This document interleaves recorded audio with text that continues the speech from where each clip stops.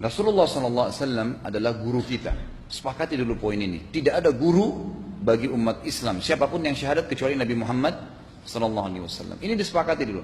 Semua dai dan ulama adalah pewaris beliau. Artinya harus mewariskan ilmu yang beliau ajarkan. Apa yang diajarkan itu yang disampaikan ke umat. Yang tidak diajarkan mereka larang agar dikerjakan. Kan begitu mestinya. Ini kaidahnya dulu. Masalah kasus ada orang imam pimpin doa setelah sholat. Jangan dibahas doanya. Doa adalah ibadah. Tapi begini, sebelum anda kerjakan satu ibadah, tanya. Saya mau ziarah kubur. Jangan ziarah kubur sebelum anda tanya. Bagaimana Rasulullah SAW ziarah kubur. Agar jangan anda buat-buat ziarah kubur itu.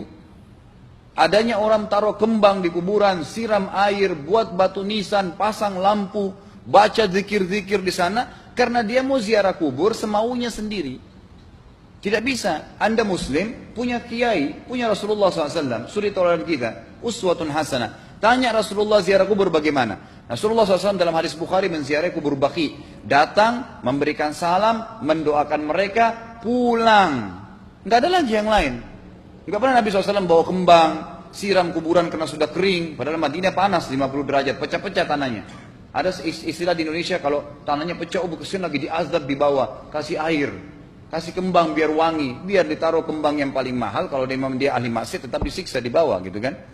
Jadi nggak bisa itu patokannya. Mau sholat, jangan pernah sholat dulu. Tanya Rasulullah sholat bagaimana, belajar 5 menit bisa. Oh rukunya begini, sujudnya begini, sama. Baru Allah terima. Tujuan Nabi SAW diutus untuk apa? Untuk dicontohi, diciplak hidupnya. Cara makannya, cara tidurnya, berpakaian, bahkan cara jalannya saja. Para sahabat contohnya, Nabi jalan begini. Bukankah ada hadis yang mengatakan sahabat berkata Rasulullah SAW kalau jalan seperti orang turun dari bukit. Mereka sampai membahasakan itu. Rasulullah pernah keluar kepada kami menyisir rambutnya dengan rapi ke arah sebelah kanan belakang. Ditunjukkan, gitu kan? Rasulullah SAW menyukai ini. Rasulullah SAW memakan dengan cara begini. Diajarkan kepada kita semua agar kita contohin. Yang jadi masalah bagi kita ini, kita selalu mau buat apa-apa yang tidak diperintahkan oleh Nabi SAW. Selalu alasannya baik. Sekarang kasus berdoa setelah sholat. Doa adalah ibadah, nggak ada masalah doa. Tapi kalau kita mau ikat antara sebuah ibadah dengan ibadah yang lain, tanya dulu. Rasulullah pernah ikat nggak? Pernah pertemukan nggak? Ziarah kubur dengan baca Quran. Ziarah kubur ibadah, baca Quran ibadah. Pernah nggak Nabi baca Quran di kuburan? Itu tanya. Nggak ada riwayat Nabi SAW pernah baca Al-Fatihah untuk orang mati atau baca di ayat Al-Quran. Datangkan dalilnya coba. Nggak ada satu hadis pun menjelaskan masalah itu. Lalu kenapa anda buat? Oh karena saya mau buat ibadah. Baik ibadah yang Nabi ajarin. Salam doain. Selesai. Jangan lebih daripada itu. Masa anda lebih pintar dari Nabi Muhammad SAW? Habis sholat, memang paket yang Nabi tawarkan, yang beliau selalu kerjakan adalah zikir. Setelah sholat, dengan zikir sholat yang sudah masyhur, istighfar, kemudian baca Allahumma antas salam, sampai membaca ayat kursi, al-ikhlas, al-falaq, an-nas, baca subhanallah, alhamdulillah, Allah akbar 33 kali, sampai terakhir baca, digenapkan la ilaha illallah wahdahu la syarika. Selesai itu semua hadis Nabi SAW menjelaskan setelah sholat, Rasulullah SAW langsung berdiri. Memang beliau tidak pernah berdoa habis sholat 5 waktu itu.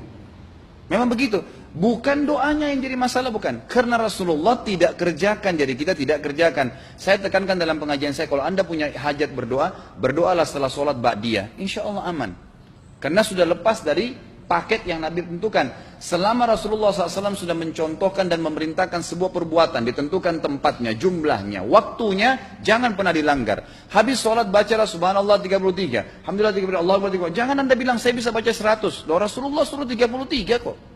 Ditentukan, jangan lebih pintar.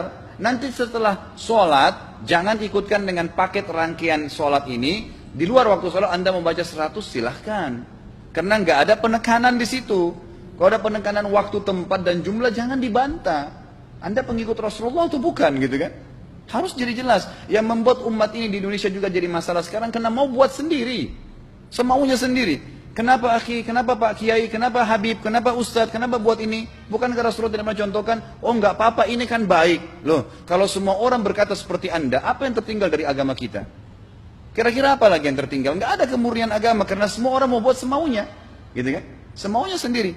Pindah rumah, baca berzanji. Apa itu berarti sejarah Nabi? Kenapa baca berzanji saudaraku?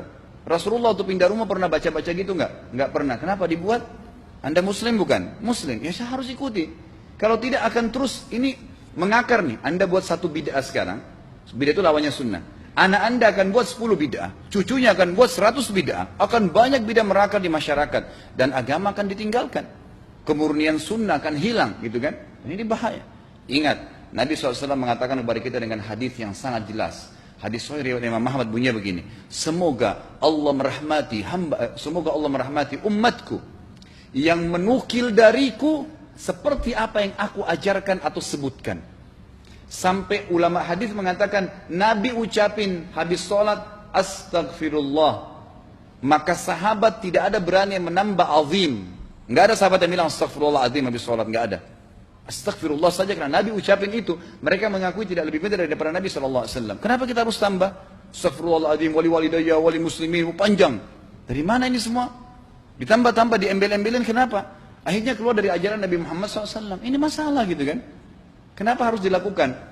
Peringatan maulid Nabi sudah sering saya ingatkan. Anda tanya semua yang buat maulid, kapan maulid itu sejarahnya ada? Semua buku sejarah menjelaskan tahun 230 Hijriah. Nabi meninggal tahun berapa? 11 Hijriah. Gitu kan? 11 Hijriah. Lalu kenapa harus ada dilakukan? Dan dari mana sejarahnya? Yang membuat pertama adalah orang-orang Syiah. Sejarahnya jelas dari Fatimiyah. Semua buku sejarah sepakat mengatakan bahwasanya maulid munculnya di zaman Fatimiyah. Dinasti Fatimiyah, orang-orang Syiah di Mesir, gitu kan? Dan mereka punya 6 macam maulid yang sampai hari ini masih dikerjakan di Iran. Ada maulid Nabi SAW, Hasan, Husain, Ali, Fatimah, dan raja mereka. Sampai hari ini masih ada. Kenapa orang-orang waktu baca maulid, baca salawat sambil berdiri pegang tangannya taruh di dada? Karena keyakinan orang Syiah, ruhnya Nabi SAW sedang lewat. Anda tahu nggak itu? Banyak orang kita buat tidak tahu. Yang penting bahasa Arab ikut saja, gitu kan? Tidak bisa. Nabi SAW tidak pernah rayakan. Pernah ada yang bilang sama saya, Ustaz, kan Nabi SAW pernah bilang, waktu ditanya tentang puasa Senin, beliau mengatakan hari itulah aku dilahirkan. Terus kenapa? Berarti boleh merayakan ulang tahun hari Senin, gitu kan? Tidak. Nabi SAW cuma menginformasikan bahwasanya beliau lahir di hari Senin. Dan beliau tidak pernah ngumpulin sahabat untuk baca bersama-sama, merayakan hari raya. Beliau tidak pernah. Kalau itu benar, Nabi nggak bakal tinggalkan kok. Ibnu Katsir rahimahullah, garis bawahi poin ini. Ibnu Katsir rahimahullah, dalam tafsir beliau, tafsir Quran Azim. Dan subhanallah Ibnu Katsir ini, kata ulama, hampir semua kalangan golongan itu banyak memakai banyak memakai buku beliau. Walaupun berbeda dari sisi pemahaman yang lain, tapi tafsirnya kebanyakan kembali ke tafsir beliau. Beliau mengatakan tafsir surah Al-Maidah ayat 3 yang bunyinya a'udzubillahi minasyaitonir rajim, al-yawma akmaltu lakum dinakum. Hari ini saya sempurnakan agama kalian, kata Allah. Ya. Wa atmamtu alaikum nikmati. Saya sempurnakan nikmatku pada kalian. Artinya tidak butuh yang lain. Wa raditu lakumul Islam madina. Saya ridha Islam sebagai agama kalian. Kata beliau, ayat ini turun menandakan dan memastikan bahwasanya Nabi Muhammad SAW tidak meninggal dunia kecuali sudah mengajarkan semuanya. Yang hitam, yang putih, yang gelap, yang terang, yang susah, yang muda, ya, semua dijelaskan. Siapa, kata beliau, yang menganggap masih ada sesuatu yang harus ditambahkan setelah Nabi SAW meninggal dan turun ayat ini, maka dia adalah ahli bid'ah. Dia orang yang membuat-buat agama. Nabi sudah ajarkan semua, selesai. Jangan ditambah, jangan dikurangin. Kita tidak lebih pintar dari Nabi SAW. Nabi nggak pernah rayakan hari lahirnya, jangan dirayain, selesai. Emang kenapa kalau kita nggak rayain? Kenapa? Tangan kita terputus? Enggak. Masih banyak ibadah yang disunnahkan gitu. Sama dengan kasus Isra dan Mi'raj. Kejadian besar dalam Islam. Tapi Anda boleh kembali kepada semua buku sirah. Saya tantang semua buku sirah Anda kembali. Insya Allah yang berpegang pada Al-Quran dan Sunnah. Memang ada dasar wahyunya.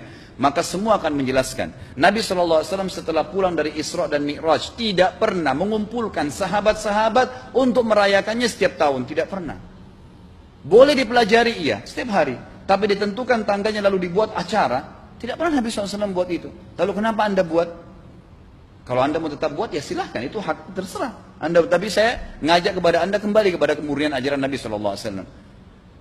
Kita tidak akan pernah kembali. Kata Syekh Utsaimin rahimahullah, umat Islam ini akan kembali kepada kejayaan mereka kalau mereka betul-betul kembali kepada ajaran Rasul mereka Muhammad SAW. Murnikan ajaran Nabi yang jalankan seperti yang beliau ajarkan, selesai, akan aman. Pasti akan kembali kejayaannya.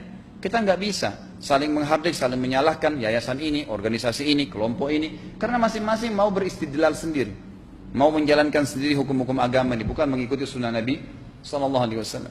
Jemaah haji kita, jemaah umrah, datang ke Mekah, tur dalam kota Mekah, naik ke gunung untuk lihat Gua Hira. Kenapa naik ke Gua Hira? Oh, Rasulullah pernah di sini. Baik, saya jelaskan. Nabi Muhammad SAW ke Gua Hira sebelum turunnya wahyu. Dan beliau terakhir sekali di Gua Hira pada saat menerima Iqra bismi rabbikal ladzi khalaq. Itu saja. Setelah kejadian itu, beliau turun dari Gua Hira, dari waktu itu sampai meninggal, Nabi SAW tidak pernah ke Gua Hira lagi dan tidak pernah suruh sahabatnya ke Gua Hira. Kenapa anda ke Gua Hira? Sampai naik 3 jam ada yang jatuh mati. Karena jahil, tidak tahu pemahaman agamanya. Nggak bisa begitu. Cukup dikenang iya. Kecuali Nabi SAW suruh, datangilah Gua Hira. Ya silahkan. Gitu kan? Kalau enggak, kan begitu. Masalah Isra Mi'raj, saudaraku, kejadian besar. Ambil ibrahnya, yang penting ilmunya. Oh, salat 5 waktu, kejadiannya pernah gini. Ada kebesaran Allah, ambil pelajarannya iya. Yang Nabi tidak contohin, maka jangan dikerjakan. Hanya itu saja. Zikir bersama, di sini ditanyakan juga zikir bersama. Nabi SAW disebutkan dalam hadis Bukhari, kalau berzikir habis sholat, beliau membaca zikir tertentu, sahabat baca zikir tertentu, sahabat baca zikir tertentu. Jadi Nabi SAW tidak pernah paksain. Enggak pernah Nabi misalnya baca ayat kursi, harus semua sahabatnya ikut ayat kursi, enggak. Nabi SAW baca ayat kursi, si fulan baca al-ikhlas, si fulan baca subhanallah, masing-masing. Dan ingat, Allah SWT mengatakan apa? Tentang masalah zikir dan doa ini. Ya. Dikatakan, ya, kita harus berdoa kepada Allah, ya, wadunal jahri minal qawli bil gudui wal asal, wala takum minal ghafilin. Berdoalah kalian, berzikirlah kalian dengan doa kalian, dunal jahr minal qaul, tidak dengan teriak-teriak. Allah berfirman dunal jahr, tidak teriak-teriak, ya. Dan janganlah kalian menjadi orang-orang yang lalai.